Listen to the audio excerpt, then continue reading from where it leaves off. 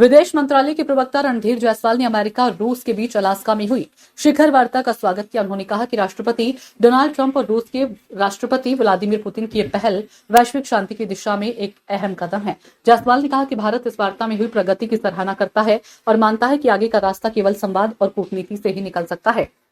रणधीर जायसवाल ने आगे कहा कि मौजूदा समय में पूरी दुनिया की नजर यूक्रेन युद्ध पर है और सभी चाहते हैं कि इस संघर्ष का जल्द से जल्द अंत हो। जायसवाल ने स्पष्ट किया कि भारत की हमेशा से यही नीति रही है कि युद्ध किसी भी समस्या का समाधान नहीं।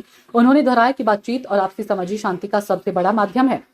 अमेरिका के राष्ट्रपति डोनाल्ड ट्रंप और रूस के राष्ट्रपति व्लादिमीर पुतिन की अलास्का में हुई शिखर वार्ता ने पूरी दुनिया का ध्यान खींचा। यूक्रेन युद्ध की शुरुआत के बाद पहली बार दोनों नेताओं की सीधी मुलाकात हुई। हालांकि बैठक को उपयोगी बताते हुए भी ट्रंप ने यह साफ किया कि फिलहाल कोई बड़ा समझौता नहीं हुआ है। उन्होंने कहा कि हमने कुछ प्रगति की है, लेकिन अभी हम पूरी मंजिल तक नहीं पहुंचे हैं। ट्रंप ने बातचीत को बहुत सकारात्मक बताते हुए यह भी कहा कि अगले कदमों पर वे यूक्रेन के राष्ट्रपति जेलेंस्की और नाटो नेताओं से चर्चा करेंगे। वहीं पुतिन ने ट्रंप की मित्रतापूर्ण भाषा और रूस के राष्ट्रहितों की समझ की तारीफ की। हालांकि वार्ता से कोई ठोस घोषणा या लिखित समझौता नहीं निकल पाया। शिखर वार्ता की 5 बड़ी बातें। ट्रंप ने स्पष्ट कहा कि अभी किसी बड़े समझौते पर मुहर नहीं लगी है। उन्होंने स्वीकार किया कि कई मुद्दों पर मतभेद बने हुए हैं और उन्हें दूर करने के लिए आगे और बातचीत करनी होगी। उन्होंने कहा कि हमने प्रगति की है, लेकिन ये पर्याप्त नहीं की। जब तक सब कुछ तय नहीं होता तब तक कोई डील नहीं मानी जाएगी।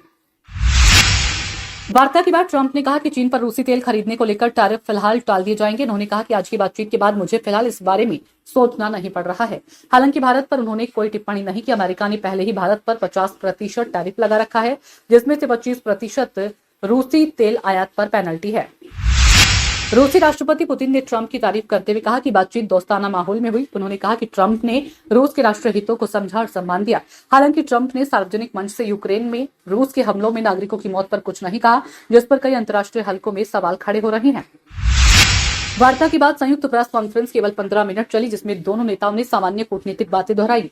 किसी ठोस उपलब्धि या लिखित सहमति की घोषणा नहीं हुई। इससे साफ है कि दोनों पक्षों में अभी भी गहरे मतभेद कायम है और समझौते का रास्ता लंबा है।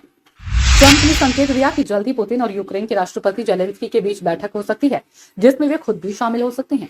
हालांकि उन्होंने ये नहीं बताया कि ये बैठक कब और कहां होगी। पुतिन ने जेलेंस्की से मुलाकात पर कोई टिप्पणी नहीं की। उन्होंने उम्मीद जताई कि यूक्रेन और यूरोपीय देश अमेरिका रूस वार्ता को सकारात्मक रूप से देखेंगे और प्रगति में बाधा नहीं डालेंगे। ब्यूरो रिपोर्ट, नई दिल्ली।